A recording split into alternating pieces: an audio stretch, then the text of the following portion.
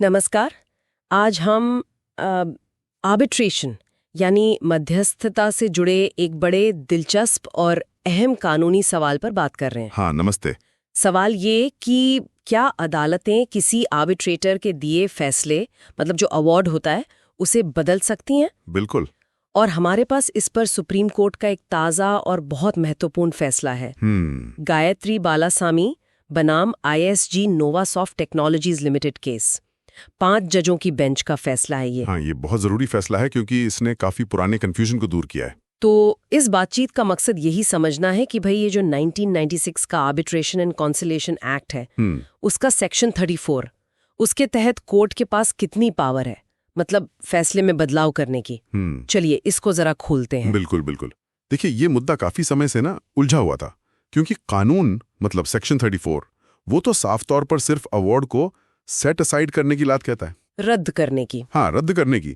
Modify या बदलने की बात तो है ही नहीं उसमें। अच्छा। लेकिन हुआ ये कि प्रैक्टिकल दिक्कतों की वजह से या कभी-कभी न्याय के लिए कुछ कोर्ट्स ने पहले अवार्ड बदले भी थे। हाँ, मैंने भी सुना है ऐसा। हाँ, जबकि फिर वो एम हकीम जैसा फैसला आया जिसने सख्ती से कहा कि नहीं भाई, कोर्ट्स बदल नहीं सकती। तो मतलब एक तरह का विरोधाभास था। बिल्कुल। और इसी कंफ्यूजन को खत्म करने के लिए ये मामला 5 जजों की बेंच को रेफर किया गया था। तो फिर बेंच ने क्या कहा, क्या निष्कर्ष निकला? क्या अब कोर्ट्स अवार्ड बदल सकती हैं? देखिए, बेंच ने बहुत साफ कर दिया है, कहा है कि अदालतों के पास अवार्ड बदलने का अधिकार है, लेकिन ये बहुत जरूरी है, ये अधिकार बेहद सीमित है। ओके, सीमित है। हाँ, ये कोई अलग से पावर नहीं है। सेक्शन 34 जो रद्द करने की पावर देता है ना, हाँ? कोर्ट ने कहा ये उसी शक्ति में शामिल है, इम्प्लाइड है, और इसे बहुत सावधानी से कुछ गिनी चुनी हालतों में ही इस्तेमाल करना है। अच्छा, तो वो कौन सी गिनी चुनी स्थितियां हैं? यहाँ बात थोड़ी और दिलचस्प हो जाती है। हाँ, बिल्कुल। बेंच ने मुख्य रूप से 3 सिचुएशन बताई हैं। पहली है सेवरेबिलिटी, सेपरेबिलिटी मतलब अलग करना। हाँ, पृथक्करणीयता।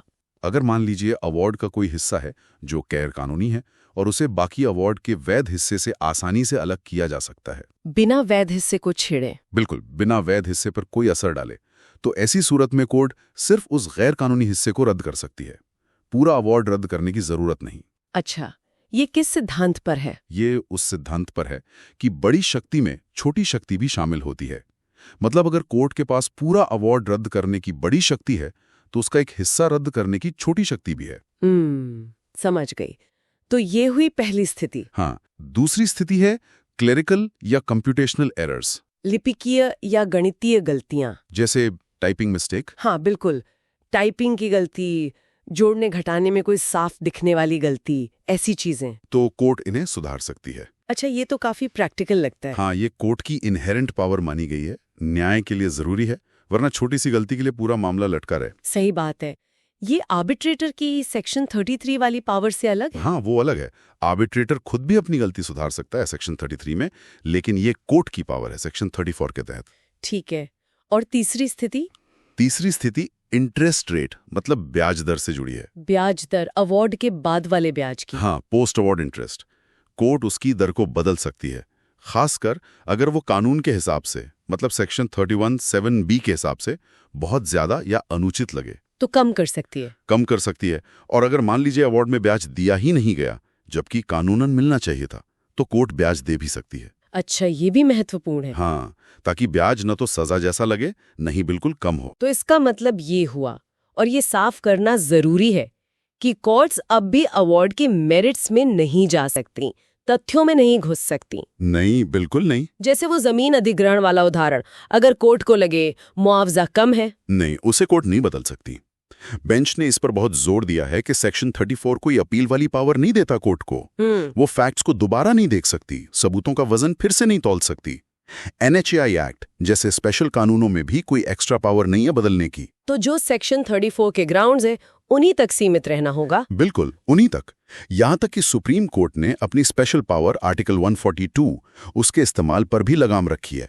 कहा कि इसका इस्तेमाल करके कानून को साइडलाइन करके अवार्ड को दोबारा नहीं लिखा जा सकता। और वो जो एम हकीम वाला फैसला था जिसने मना किया था मॉडिफाई करने से, उसका क्या हुआ? क्या उसे गलत माना गया? नहीं, उसे गलत नहीं कहा। बेंच ने माना कि एम हकीम का फैसला इस हद तक बिल्कुल सही था कि अदालतों के पास अवार्ड बदलने की कोई जनरल या वाइड पावर नहीं है। अच्छा। उसे पर इंक्यूरियम भी नहीं माना, मतलब ये नहीं कहा कि वो फैसला कानून को नजरअंदाज करके दिया गया था।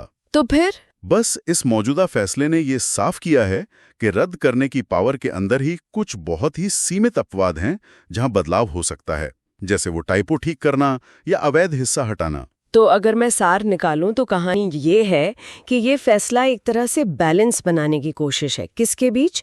अवार्ड की फाइनलिटी, मतलब वो अंतिम हो, और कोर्ट्स की जरूरत कि भाई अन्याय ना हो। हाँ, कह सकते हैं। सेक्शन 34 है तो रद्द करने के लिए, पर उसी में बहुत बहुत लिमिटेड सिचुएशन में बदलाव की गुंजाइश निकाल ली है। हाँ बिल्कुल, संतुलन साधने की एक कोशिश तो है, पर यहाँ एक सोचने वाली बात ये भी उठती है, जो शायद आगे बहस का मुद्दा बने। क्या?